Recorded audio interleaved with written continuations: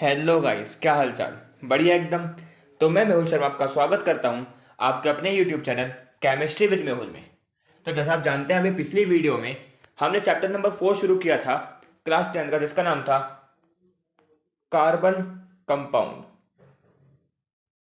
Carbon compound हम chapter पढ़ रहे थे, जिसमें हमने पढ़ा था कार्बन्स के बारे में, ऑर्गेनिक केमिस्ट्री के बारे में, और कार्बन के बॉन्ड्स के बारे में कि कार्बन कैसे टाइप का बॉन्ड बनाता है। तो कार्बन कौन सा बॉन्ड बनाता है?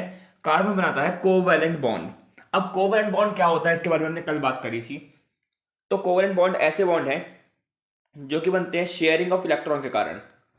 किसके कारण बनते हैं? शेयरिंग ऑफ इलेक्ट्रॉन्स के कारण बनते हैं, है ना जी। अच्छा, जैसे कि हमने बात करी यहाँ पे कि ऑक्सीजन है। अब ऑक्सीजन के पास वैलेंस इलेक्ट्रॉन कितने होते हैं? 6। तो उसके 6 इलेक्ट्रॉन्स यहाँ पे आ जाएंगे, 1 2 3 4 5 6। ऐसे ही एक और ऑक्सीजन है, ये रहा। इसके पास भी वैलेंस इलेक्ट्रॉन कितने? 6 हैं। तो 1 2 3 4 5 6।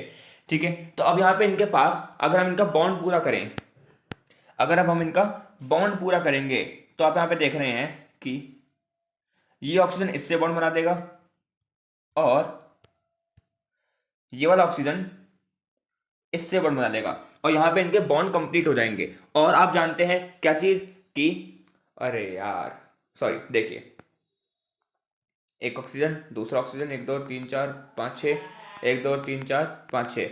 ठीक है। तो ये ऑक्सीजन इससे बॉन्ड पूरा कर लेगा और ये वाला इससे बॉन्ड पूरा कर लेगा। ठीक है। अब आप ये जानते हैं कि 2 इलेक्ट्रॉन से एक बॉन्ड बनता है, 2 इलेक्ट्रॉन से एक बॉन्ड बनता है। तो यहाँ पे एक बॉन्ड ये बन गया और एक बॉन्ड ये बन गया। तो इनके बीच में कैसा बॉन्ड बन रहा है? इनके बीच में बन रहा है डबल कोवैलेंट बॉन्ड। कैसा बॉन्ड बन रहा है? इनके बीच में बन रहा है double double covalent bond. CB का मतलब कोवैलेंट बॉन्ड। ठीक है, समझे? तो कोवैलेंट बॉन्ड के बारे में कल ये बात करी थी कि कोवैलेंट बॉन्ड 3 टाइप के होते हैं। सिंगल्स, ठीक है, सिंगल्स होते हैं, डबल होते हैं और ट्रिपल होते हैं। सिंगल, डबल और ट्रिपल। तो आज की वीडियो में हम एक और इम्पोर्टेंट टॉपिक पढ़ने वाले हैं। हाँ, देखिए, काफ़ी इतना इम्पोर्टेंट तो नहीं कहूँगा, पर हाँ इम्पोर्टेंट है थोड़ा बहुत ये भी। ठीक है, इसमें से भी कभी कभी ऐसा क्वेश्चन उठ के आ जाता है। उस टॉपिक का नाम है, आज हम पढ़ने वाले हैं एलोट्रॉप्स के बारे में। आज हम बात करेंगे एलोट्रॉप्स के बारे में कि एलोट्रॉप्स क्या होते हैं। जैसा आप यहाँ पे देख रहे हैं, मैंने पिक्चर लगा रखी है। तो आप यहाँ पे ग्रेफाइट देख रहे हैं और डायमंड देख रहे हैं, और यहाँ पे लिखा हुआ है एलोट्रॉप्स ऑफ कार्बन। ठीक है। अब इनका मतलब क्या है, तो इसके बारे में बात करेंगे। ठीक है। डायमंड और ग्रेफाइट तो आप सब जानते हैं कि क्या है, डायमंड, हीरा, ग्रेफाइट। ठीक है। तो अब एलोट्रॉप्स का मतलब क्या है? ठीक है। तो यही बात करने वाले हम अपनी आज की वीडियो में। तो चलिए शुरू करते हैं आज की वीडियो एलोट्रॉप्स ऑफ कार्बन बिना किसी देरी से। तो देखिए, एलोट्रॉप्स, एलोट्रॉप्स या फिर एलोट्रॉपी होता क्या है? तो देखिए, allotropy is the property of some chemical elements to exist in two or more different form in same physical state.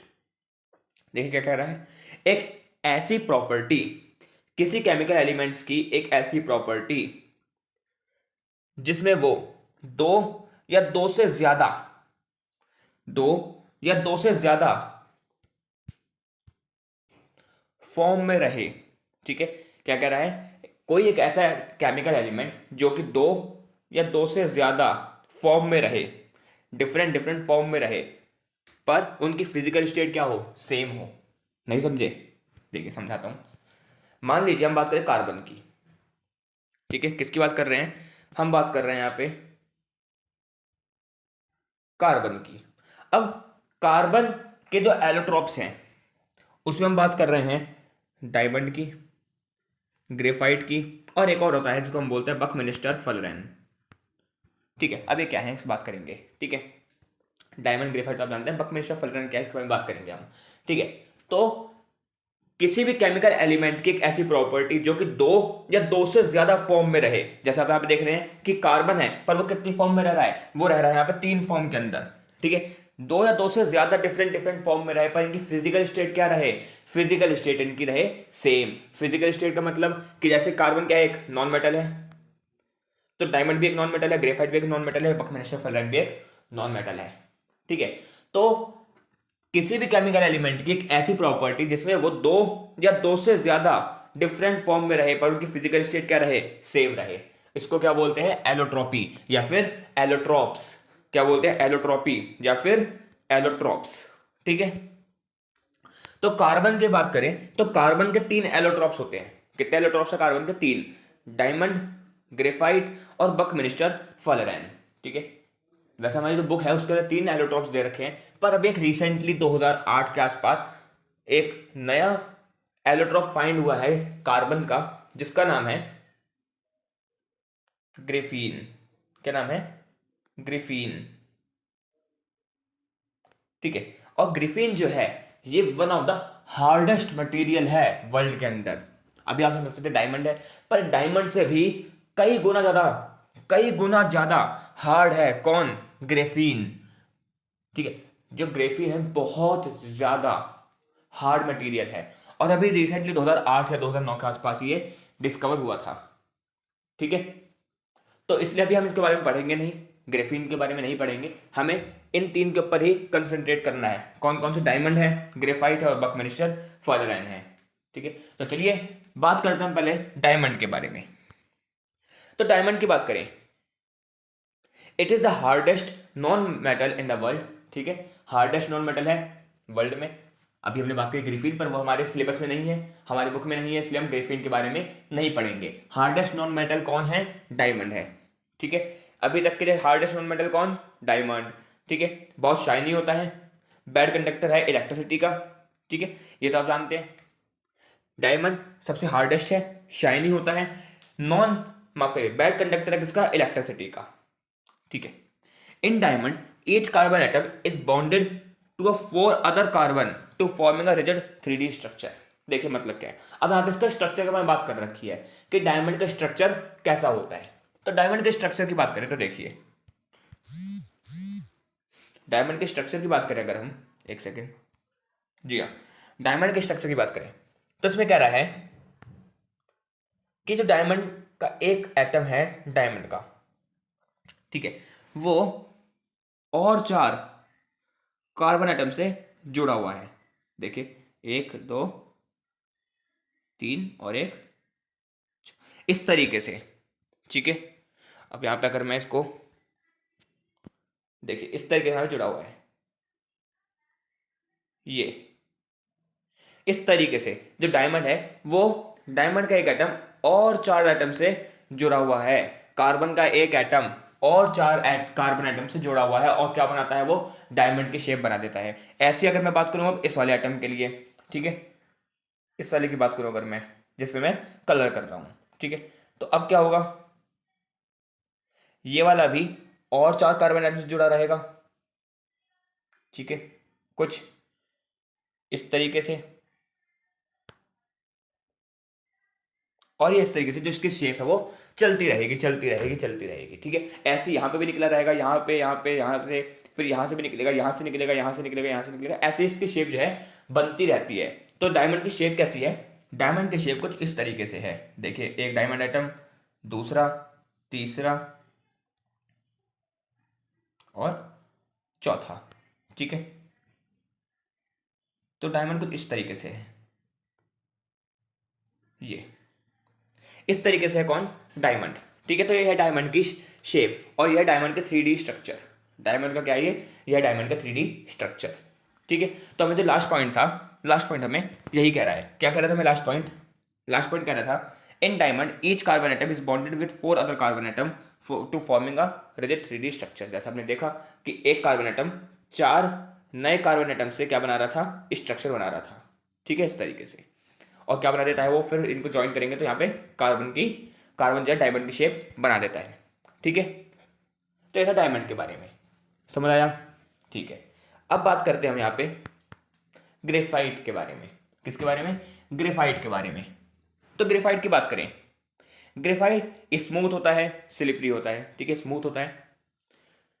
Graphite is very good conductor of electricity. जो ग्रेफाइट है वो बहुत अच्छा कंडक्टर है इलेक्ट्रिसिटी का। यहां पे कंफ्यूज मत होइएगा, जो ग्रेफाइट है वो भी एक नॉन मेटल है। ग्रेफाइट भी एक नॉन मेटल है, पर जितने भी नॉन मेटल हैं सारे बैड कंडक्टर होते हैं इलेक्ट्रिसिटी के, एक्सेप्ट कार्बन, माफ करिए एक्सेप्ट ग्रेफाइट। किसके? Except graphite. All non metals are good bad conductor of electricity, but graphite is very good conductor of electricity. ठीक है, graphite is a very good conductor of electricity unlike other non metal और bad conductor. ठीक है, समझ आई बात यहाँ पे? ठीक है जी। अब देखिए, अब यहाँ पे ग्रेफाइट के स्ट्रक्चर के बारे में बात करें तो देखिए, इन graphite in graphite each carbon atom is bonded to 3 other atoms to give hexagonal structure। अब देखिए इसमें क्या कह रहा है, इसमें कह रहा है कि कार्बन का एक एटम और नए 3 कार्बन एटम से जुड़ा रहेगा, जिससे क्या बनाएगा? एक हेक्सागोनल स्ट्रक्चर बनाएगा। अब हेक्सागन कैसा होता है? हेक्सागन कुछ इस तरीके का होता है। ठीक है, तो इस तरीके की शेप बना देगा कौन? ग्रेफाइट। ठीक है, तो ग्रेफाइट का स्ट्रक्चर देखें तो ग्रेफाइट का स्ट्रक्चर कुछ इस तरीके से है। कैसा है ग्रेफाइट का स्ट्रक्चर? देखिए, एक कार्बन एटम ये रहा, ठीक है, ये इससे जुड़ा रहेगा, ये इससे जुड़ा रहेगा, ये इससे, ये इससे, ये इससे और ये इससे जुड़ा रहेगा। अब ऐसे ही एक यहां पे जुड़ा रहेगा, एक यहां पे, एक यहां पे, एक यहां पे, ऐसे और ऐसे, इस तरीके से जो है ये भी आपस में जुड़े रहेंगे। एक सेकंड, इसको यहां से हटाए और ऐसे ऐसे ऐसे, फिर ये यहाँ पे आ जाएगा और यहाँ पे आ जाएगा। ठीक है, इस तरीके से यहाँ पे ग्रेफाइट का कुछ स्ट्रक्चर होता है। ग्रेफाइट का स्ट्रक्चर कुछ इस तरीके से होता है। ठीक है, स्ट्रक्चर पे ज़्यादा चाहिएगा मत, कुछ इस तरीके से आपको जहाँ पे बना के दिखा दूँ, ये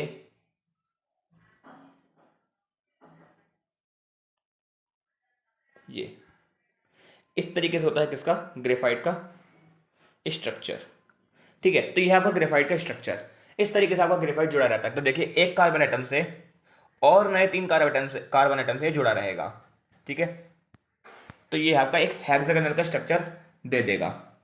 यही आपका ग्रेफाइट, यह ग्रेफाइट का स्ट्रक्चर, यह ग्रेफाइट का स्ट्रक्चर।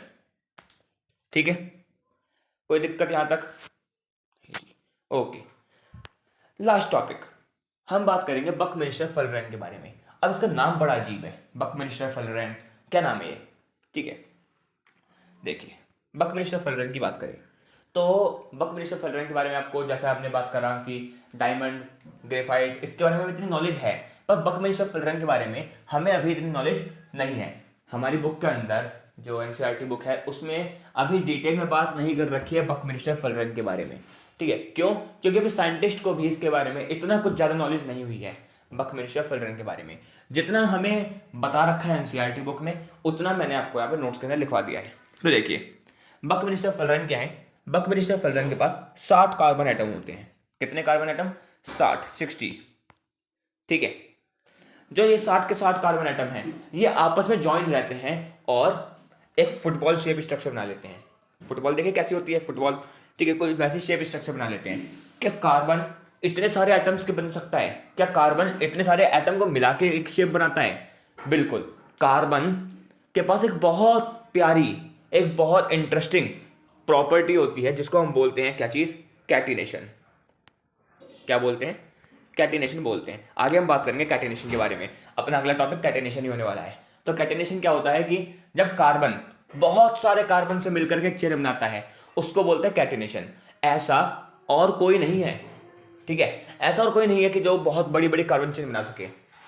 ठीक है, ऐसा कौन है ये है कार्बन के पास एक ऐसी प्रॉपर्टी है जो कि बहुत बड़ी बड़ी कार्बन की चेन बना सकता है, और इस प्रॉपर्टी को बोलते हैं कैटिनेशन। ठीक है, तो जो बकमिंस्टर फुलरैन है वो 60 कार्बन एटम से मिलकर बनता है। इसकी शेप कुछ फुटबॉल जैसी होती है, इसलिए हम इसको क्या बोलते हैं? C60 क्यों बोलते हैं? क्योंकि इसके पास 60 कार्बन एटम होते हैं, 60 कार्बन एटम्स होते हैं। ठीक है, कोई दिक्कत यहां तक? ठीक है जी, तो हमने यहाँ पे बकमिंस्टर फुलरैन के बारे में बात कर ली है। बकमिंस्टर फुलरैन से मतलब क्या होता है? बकमिंस्टर फुलरैन, इसको हम बोलते हैं C60। C60 का मतलब 60 कार्बन एटम होते हैं इसके पास, इसलिए हम इसको बोलते हैं C60। इसकी शेप कैसी होती है? इसकी शेप होती है फुटबॉल जैसी। देखिए ये है आपका बकमिंस्टर फुलरेंस, यही आपका बकमिंस्टर फुलरेन। देखिए आप इसकी शेप देखें तो कुछ फुटबॉल जैसी शेप है इसकी, ठीक है। फुटबॉल भी कुछ इस तरीके से होती है, ये ऐसे, ठीक है। बहुत गंदी से बना रहा हूँ पर देखें कुछ ऐसी सी होती है फुटबॉल भी, ये इस तरीके से कुछ ये ऐसे करके, ठीक है। ऐसे भी देख सकते हैं, इस पर भी कुछ ऐसी शेप यहाँ पे दे रखी है 60 कार्बन एटम के साथ। तो यहाँ पे इनको कार्बन एटम को गिनने शुरू करें तो 60 कार्बन एटम निकलते हैं इसके पास, ठीक है। अब गिनेंगे तो नहीं यहाँ पे बैठ करके हम, पर इसके बाद कितने कार्बन एटम होते हैं? 60 कार्बन एटम होते हैं। ये क्या है? बकमिंस्टर फुलरेन, ठीक है।